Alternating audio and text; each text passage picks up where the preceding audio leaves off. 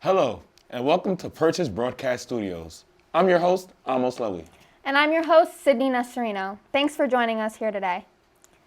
The COVID-19 pandemic changed situations for a lot of people in the world involving students attending SUNY Purchase. From attending in-person classes, interacting with both friends and teachers, to shifting to fully online classes impacted a lot of students' mental health. Now that Purchase students are back in person and dealing with stress such as midterms and final exams, maintaining a good mental health standing is top priority.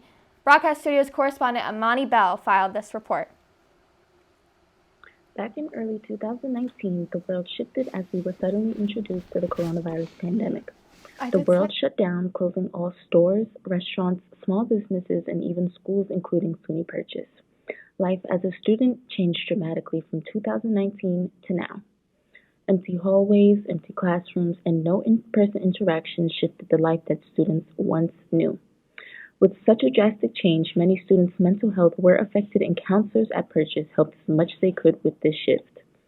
Counseling services began to be offered via telehealth, but Purchase counselor Roberta Morel stated that the service was less than optimal as it was difficult to read certain nonverbal cues, connect, and regulate with the student. Mental health as a counselor means the ability to emotionally regulate, the ability to have positive thoughts about self and the world. Now that students and staff are back in person adjusting to yet another shift, maintaining mental health for students still remains number one on their priority list despite facing challenges. I think that there's still residual issues that we're dealing with because of the pandemic and telehealth and the stress that it's caused. Being sort of in chronic stress mode has created a lot of anxiety, depression, a lot of repercussions.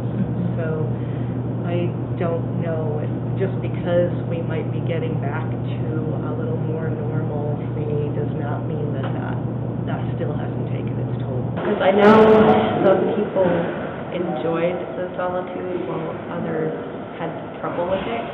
So I think for the people who had trouble with it, they're adjusting better than those who maybe more so enjoyed the quarantine or. Students like Hope are very into being aware of mental health and have even shared tips on ways she kept her mental health in good standing throughout these challenging times. I started to go back to therapy during quarantine. Through therapy, I learned my warning signs when it starts to get when I'm starting to lower, and then that's when I take the steps to do things that will make me feel good. And I'm aware now of my patterns and how it goes, and I know that every time I've had a low time, I still come out the other side. Now that we are in person and students are facing midterms and final exams, people like Hope have noticed students' mental health wavering. Even just regular times, not even in midterm and finals, I feel like it's a struggle. But yeah, especially then because a lot of people are putting pressure on themselves, and there are a lot of perfectionist personality traits come out. Midterms and finals have also caused an increase in sessions for the counseling center. From sort of mid-semester to the end of the semester, things pick up because students start feeling more stress about what's on their plate and what they need to accomplish. As we are still in confusing times, the end goal for everyone is to get back to what we once knew as normal. During these times, mental health is very crucial, and those students who are in need of someone to talk to, the counseling center is open weekdays from 9 a.m. to 5 p.m. and via telehealth. The Conservatory of Dance at Purchase College has finally returned to their regular weekly schedule. With this schedule change, dancers have had to ask a lot from their bodies to get back in shape. And to manage their busier weeks, reporter Lily Amber wanted to know how this drastic schedule change may have affected the dancers' health and daily lives. The number of injuries this semester has skyrocketed in the Conservatory of Dance at Purchase College. Injuries have developed faster than ever, likely due to the increase of activity of Purchase College dance majors. Last year, dancers were on a modified and less intense dance schedule due to COVID restrictions. However, this year, they have returned to what is considered their normal dance schedule. for dance, it's a bit of a mixed bag, right? So some people had access to things over the summer, were able to kind of prepare for the demands that they'd be given, and other people were not able to, whether that's still feeling burned out or not having access or just having other things they had to deal with. And so, I think there is a sense of not being prepared fully for the increased demands, right? Going from last year where we were taking one class a day and like not really rehearsing to almost what we would have called normal schedule. September was really, really, really busy. We had double the amount of time loss injuries that we would have had in a normal fall. So specifically speaking to September 2019, we had double the amount of injuries that caused dancers to stop dancing completely, which is very, very, very concerning. Right? I've seen just this semester alone, so we're talking about 2.5, not really even 2.5, like basically 2 months.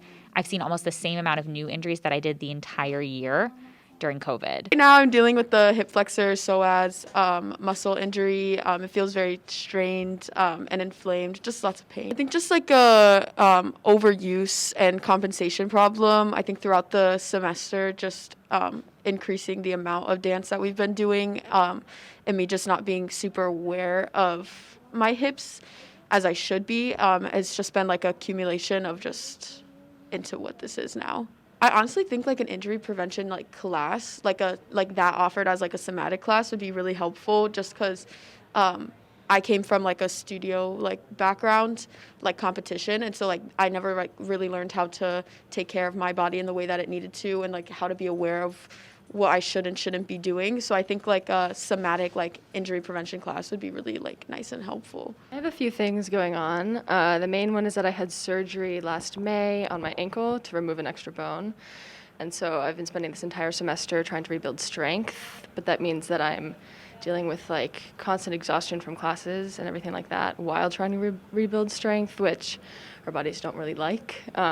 So progress is really delayed and kind of plateaued at this point, which is really frustrating, which only further delays my ability to participate fully in class and everything like that. We are dancing like 2, 3, 4 times as much as we did last year. And not only are our bodies exhausted from that, like I think all of us can attest to the fact that our brains, our minds, our spirits are exhausted from that. And while it's something that at least I am very grateful for to be back in business or whatever, it's, we weren't acclimated back into it in a way that I think we should have been.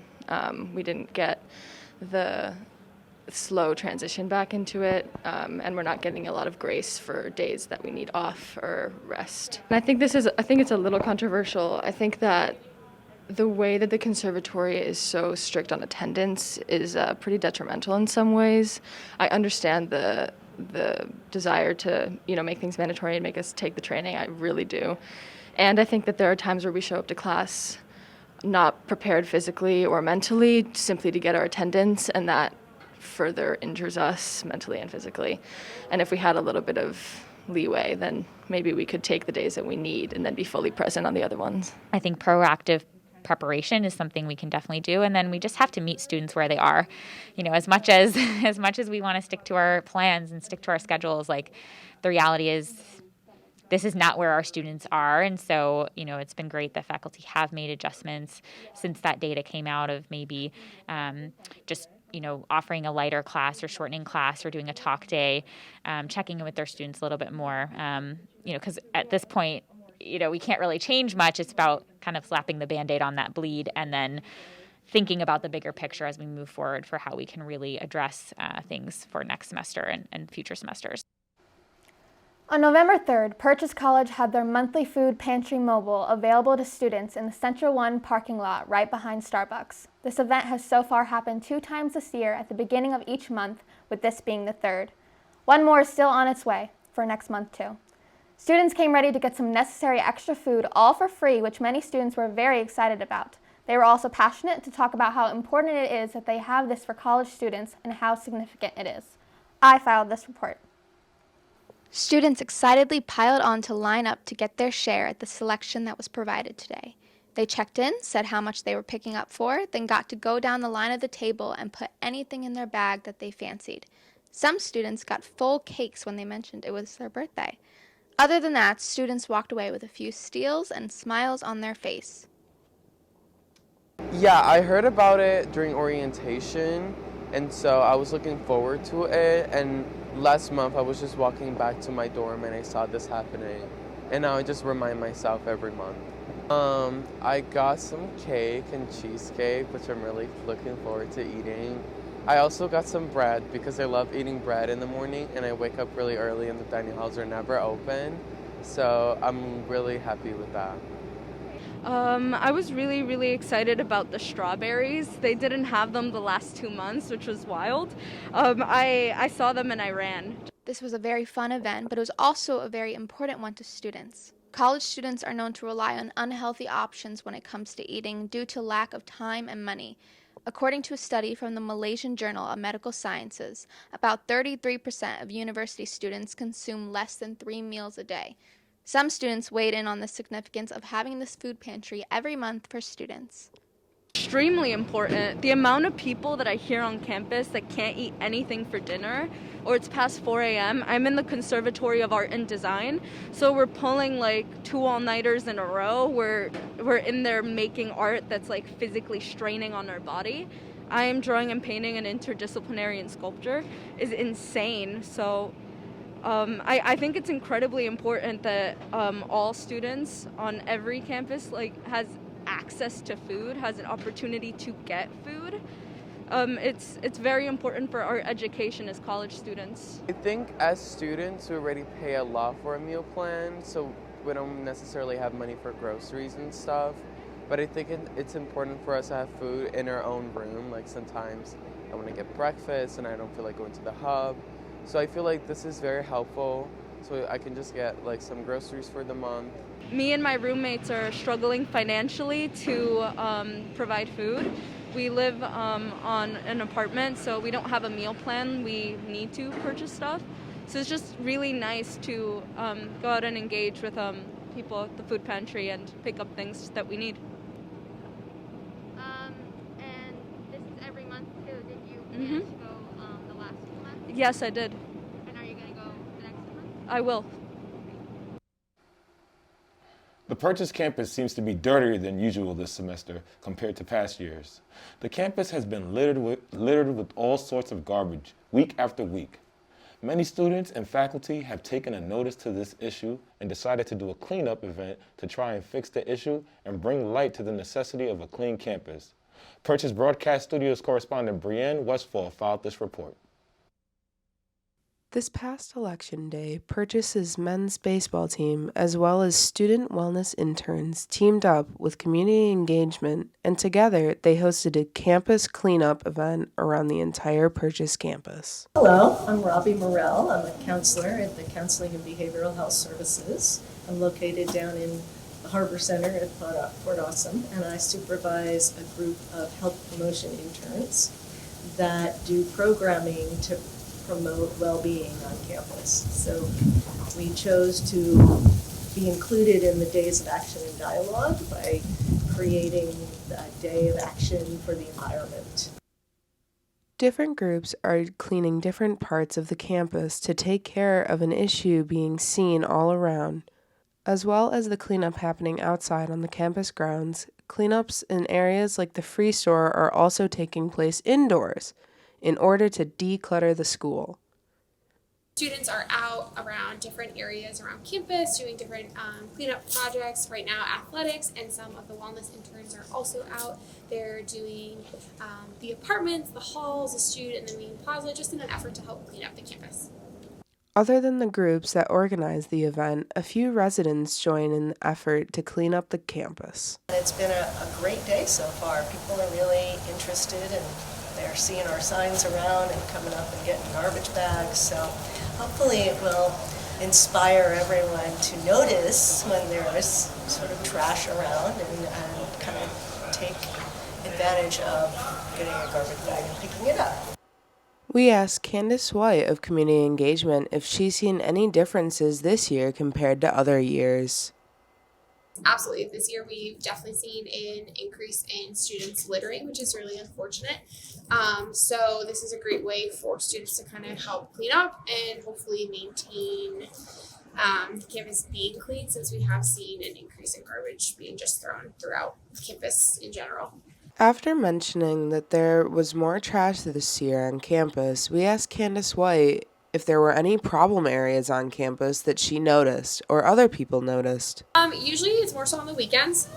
Definitely in the apartment areas, lots of alcohol cans, beer cans, cigarette butts everywhere, which is not only dangerous just to our environment, but the animals that are also around on campus, any service animals, and also just any ESAs. So it's a problem for everybody that's here. Many who participated in the cleanup were surprised by how much littering there was around the campus, that they saw a lot of face masks everywhere around the campus, and that it was the most common item that they picked up, other than the bottles. The health and wellness interns mentioned that they were surprised by the amount of trash just randomly thrown everywhere when there's so many trash cans and recycling cans put out all over the campus, especially in residential areas as well as the school mall. We're all trying to do our part on election day, so vote, clean up, do it all.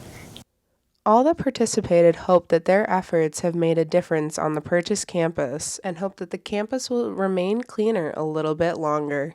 A week has gone by and the campus seems to be a bit cleaner, but there is still a decent amount of random littering all around campus. Garbage and recycling cans seem to be not overflowing as much compared to earlier in the semester. Most of the garbage that remains includes cigarettes and drink containers. These are usually seen around the residence areas across campus. As mentioned by Candace White, this was an issue seen before the cleanup event and continues to be an issue even with the efforts of students and the faculty on the Purchase campus. Purchase Club's International Students Association and Humans of Asian and Polynesian Ancestry recently hosted the games from the popular Netflix series Squid Games. This live event was held from 5 p.m. to 7 p.m. inside the Multicultural Center next to Fort Awesome. Purchase Broadcast Studios correspondent Lauren Bass filed this report. Welcome, I'm Lauren Bass coming to you live from the Multicultural Center next to Fort Awesome, where the International Student Association Club and Humans of Asian and Polynesian Ancestry Club come together to host a Squid Game event. Students had the opportunity to make Squid Game masks like the ones worn in the show, as well as play the popular children's games that were also part of the hit series. There is a long history of masks in Korea, ceremonially, masks could be used for get rid of the evils, to scare away the evil, and also they dance with masks on, and when they dance, they have different characters, they wear different masks. There's over 250 type of masks in Korea, just for dancing alone. Children's games, such as Red Light, Green Light, were one of the few popular games in the show that students enjoyed playing during this event. We're in a very small room, so it's kind of hard to do that here. If we can get a bigger space, that'd be really cool too.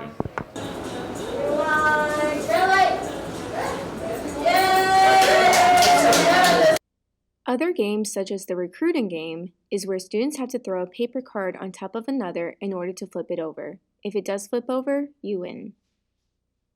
The game with the slapping the paper on the other piece of paper, I haven't played that either.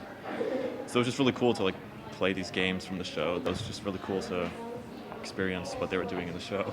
Students also played another popular game as well, involving sugar honeycombs. For the sugar honeycombs games, each player gets a circular tin that can be opened up to reveal a sugar honeycomb with one of 4 different shapes modeled into it: a circle, a triangle, a star, or an umbrella. Armed with nothing but a needle, the players have to carve out the shapes without breaking their design. I liked the sugar game, even though I did lose. It's very popular. It's in Korea. You can see little street food stations, and then they sell those things. I sat down with each of the club organizers of the event to discuss the idea behind hosting a Squid Game event and how they brought it to life. This is a collaboration between ISA and HAPA. I'm the president of HAPA.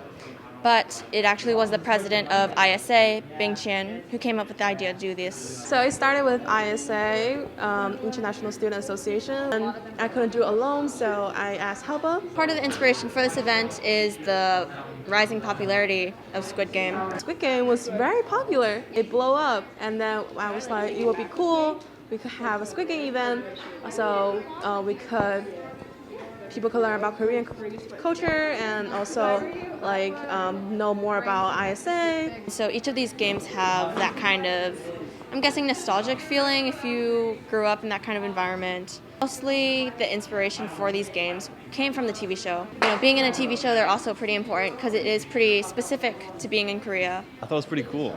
I finished Squid Game yesterday and in preparation for this event because I was like, I gotta finish the show because I didn't know what this event would entail pretty much. We always want to celebrate different cultures. We always want to make let Americans know about other cultures and let foreign students to feel home at Purchase and at United States. So we will always keep making these events. Lauren Bass, Purchase Broadcast Studios. You've been watching Purchase Broadcast Studios. We'll be back after this short break.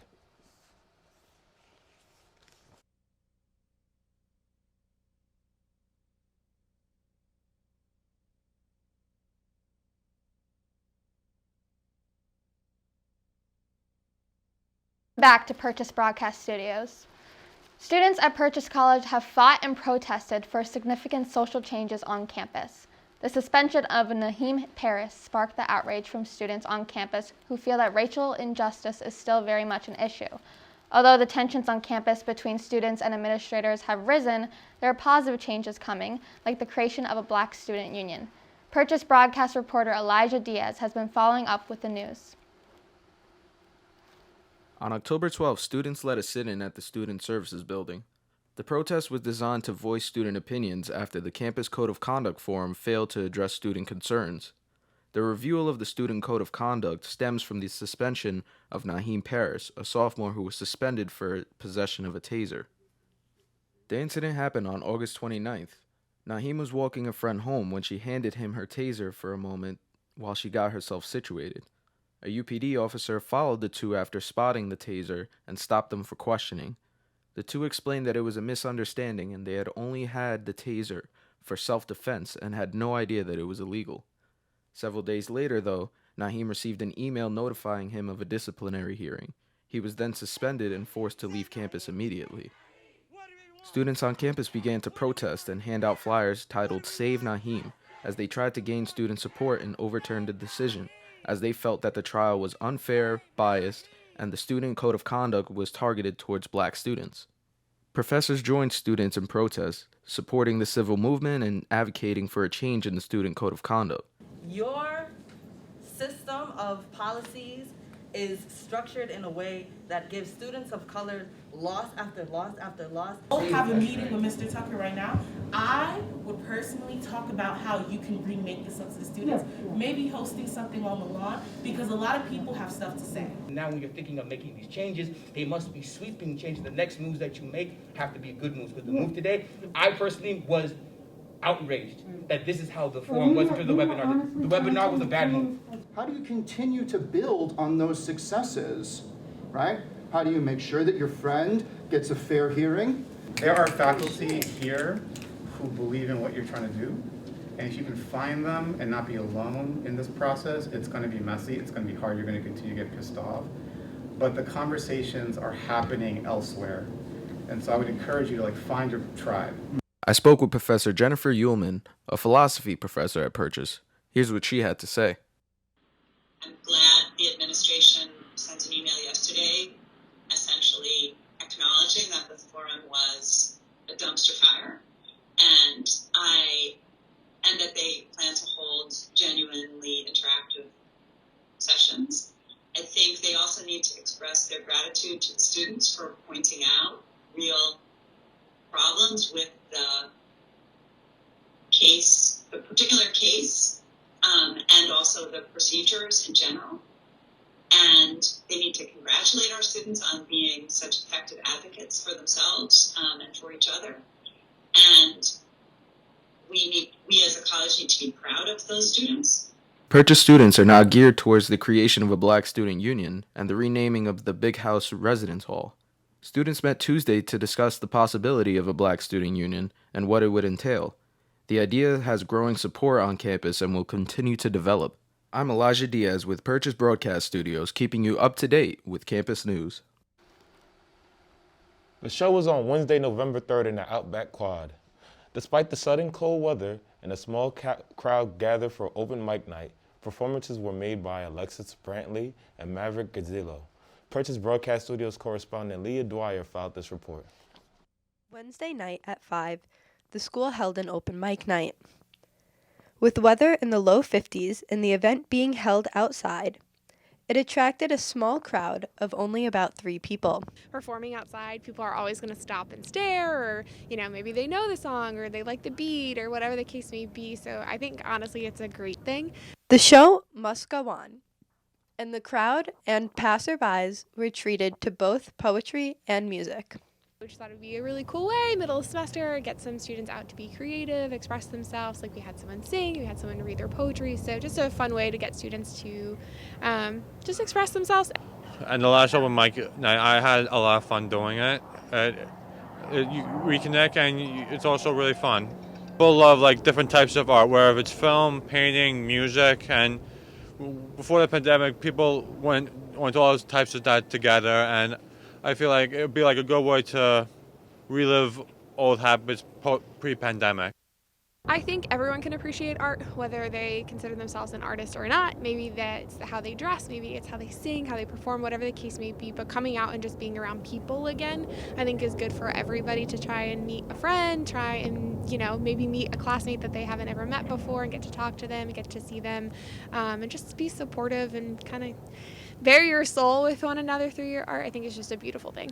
Performing poetry, in my opinion, it inspires me to teach others about how to find their self-confidence and find their own inner motivation in themselves. So I'm expecting that some of the poems that I write would teach others how to be themselves and expand on their creativities. It doesn't have to relate to poetry, but I'm hoping that my poems would inspire others to understand that they are who they are, that you have every right to express how you feel, and that's how I see in poetry mostly.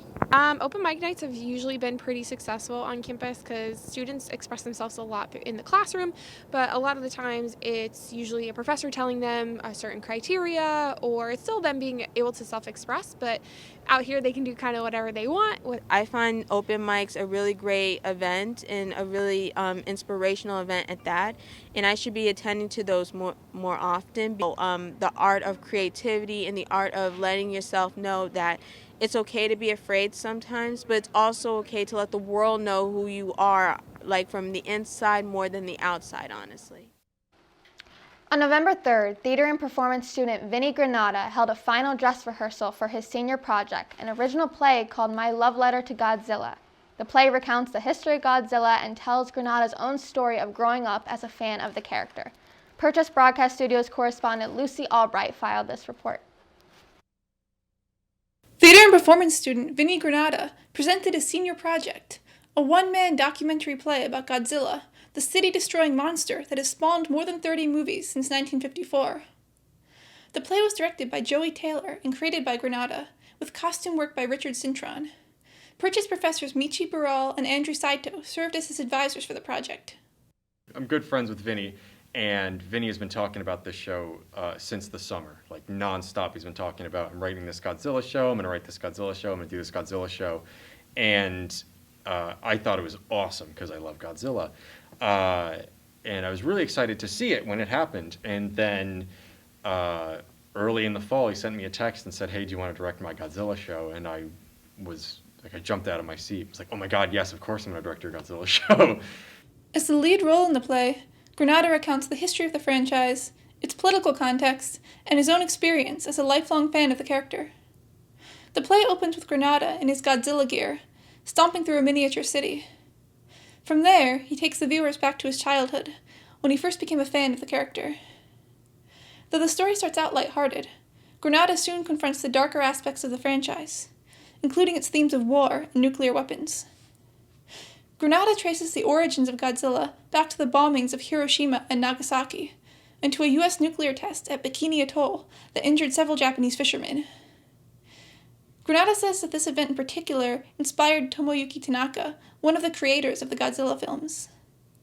And as for Godzilla himself, Godzilla is the literal embodiment of fear and nuclear power, as well as a reflection of those affected by this power. In Shin Godzilla, he's described as a walking tumor. Whenever he roars, he's in pain.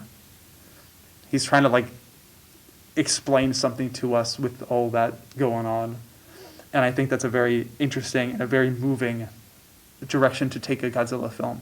and in that same 2016 film, Godzilla also represents the threat of climate change.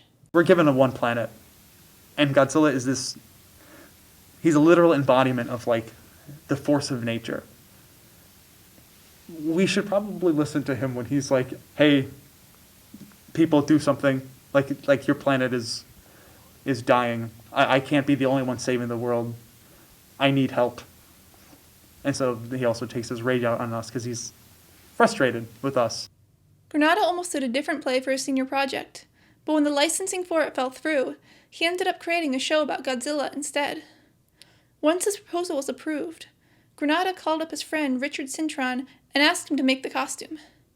Cintron is a recent graduate from Manhattanville College and runs a prop contracting company out of his home. He said that the costume presented challenges because of the moving parts involved. And as someone who usually makes armor and clothing, designing a monster was new for him. He's been trying to make me make one of these for him forever, but the full one. So when at first I said, no, I'm not doing that. And then he explained what he wanted, and I was like, okay, when you need it by? He goes, November. I was like, okay, well, let's talk about what that would really look like. So we started with cardboard templates, paper templates. I have experience with costume design and prop design, so I brought out my tape measure, and I was just drawing sketches of how it wanted to look on his body. The costume is constructed from EVA foam, plastic, wood, and metal. Granada had to be able to move around in it, so the tail and back of the costume are made of multiple pieces connected together. Cintron said he thinks people underestimate what it takes to create a costume like this. It took me so long to design it because, again, it's what Toho did with all their monsters is they spent months creating the detail and the carving on the fins and making everything look like it did in the movie, so you could be like, that's not a guy in a suit, that's Godzilla. And I had to replicate that in a way that could be, cost efficient and make it so you guys could be like, oh, that's Godzilla.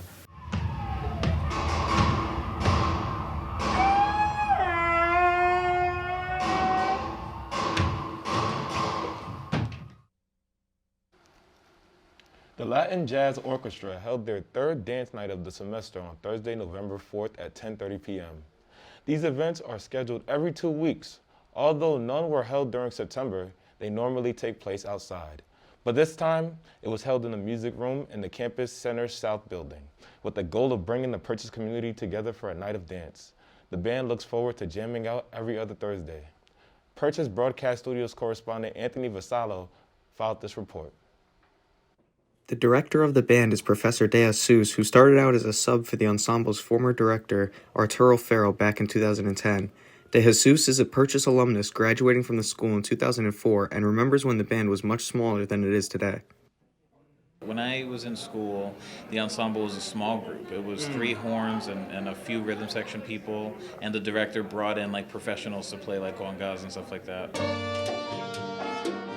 I asked Director De Jesus how he managed to build the band up to where it is today. I treat all the students as potential employees, so I'm training them with kind of on-the-job training. Mm-hmm. And I, at the time, was guest conducting a working band at Birdland, so students from the ensemble could sit in with that band, and I even got them on the gig occasionally, so they saw the benefit and work out around about that, so more and more people wanted to be involved.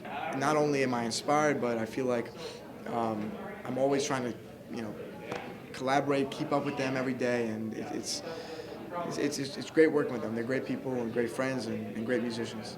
The event had to take place indoors because of the cold weather. I asked about the differences between playing indoors and outdoors. I feel like outside is usually a better vibe because, like, especially if the weather's nice, everybody's just in a better mood and everybody's free to dance.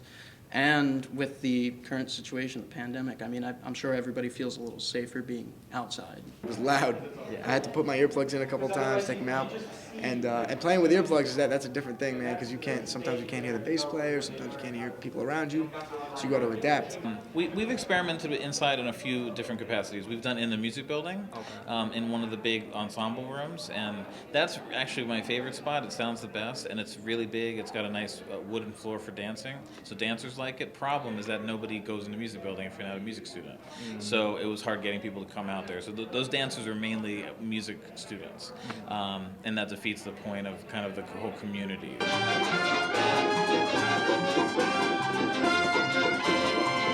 Despite starting at 10:30, most students didn't come by until an hour into the performance. I wondered if there was some way the band could promote these events more efficiently. I think we should promote it more through like social media and not through like posters and stuff, because nobody really stops and reads like the magazines or the posters on the wall. I feel like if it is being spread through word of mouth or social media through the students themselves, which we try to do, usually it's a pretty good turnout.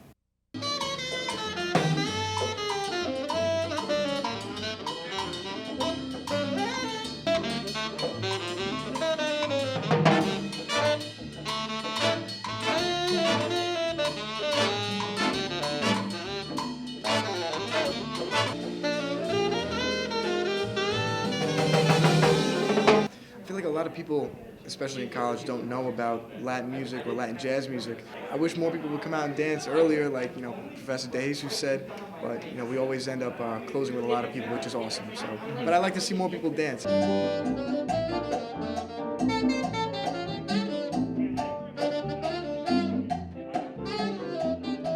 I asked Director De Jesus, why aren't more people showing up? It's just new. People don't know, they don't know if we're having a rehearsal. They're not even supposed to be here. The audience, they don't know the drill. So, but I think little by little, as you notice, more and more people and we're packed by the end, and that's the plan. So the plan is that people now, the next one should be a little easier to start off this way. I asked myself, why come to these events? What makes this band special? Kids in the band really, I think, are very serious about it, and they all really enjoy it. And also my professor kind of runs a tight shift, so a combination of us having fun, really enjoying it, and also putting in a lot of work. It sounds good usually.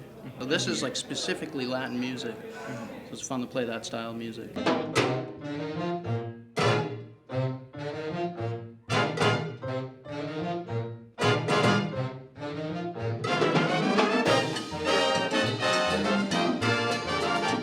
At the end of the night, the audience got a signature treat from the band.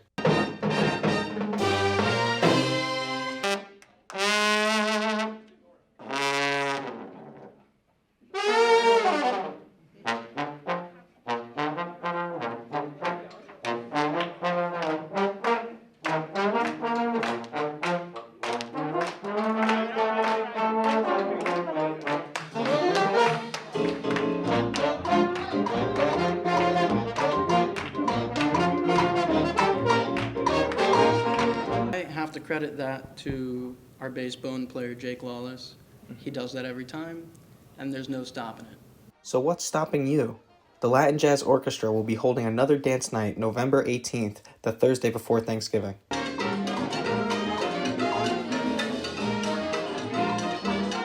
This is the best band in the school, hands down. One major thing that the COVID-19 pandemic took away from people was in-person events, including in-person church services. All Saints Church in Bayside, Queens was able to reopen its doors 1 year ago and now reflects on what is back and what has changed. Purchase broadcast correspondent Diana Gilday filed this report. On November 1st, 2020, the oldest church in Bayside, All Saints Episcopal Church, opened its doors for in-person liturgy for the first time since going virtual due to the coronavirus pandemic. 1 year later, the church is seeing more people return, the return of live music, and much more that the pandemic took away. For the saints of God are just folk like me, and I need to be one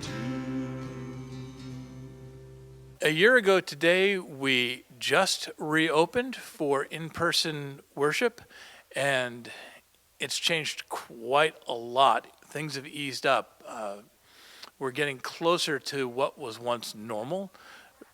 A typical Sunday here in what I've been calling the Great Separation, or the pandemic, is different than it once was. A typical Sunday now is I get here, I set up things, open up the building, and prepare for our 10 o'clock service, which is online and in person. So during the Great Separation, when we had nobody in church and we were just doing filming for an online audience, we really missed the back and forth that comes with the congregation being in person. So last year that opened back up, and as it continues to open back up and we get more people, that energy that is that happens when we're together, when we're worshiping together, is coming back, and that's really a good thing, not just for me, but I think for the parish as a whole. With the return of normality comes the return of other things that COVID took away. One activity that is just making its comeback is what some Episcopalians joke is the eighth sacrament, coffee hour. Coffee hour takes place after the 10 o'clock service. Parishioners have the opportunity to catch up while enjoying some baked goods and drinks. During coffee hour, parishioners can also sign up for events, which are now back in full swing. We're allowed to have things like coffee again. We're allowed to do a little bit more socializing. So last year it was into church, do church, leave church. Now I think there's a little bit more sense of normalcy, and we can feel like the... Thanks for joining us today here at Purchase Broadcast Studios. I've been your host, Sydney Nasarino. And I've been your host, Amos Lewy. Please tune in next time for more reports from our correspondents here at Purchase Broadcast Studios.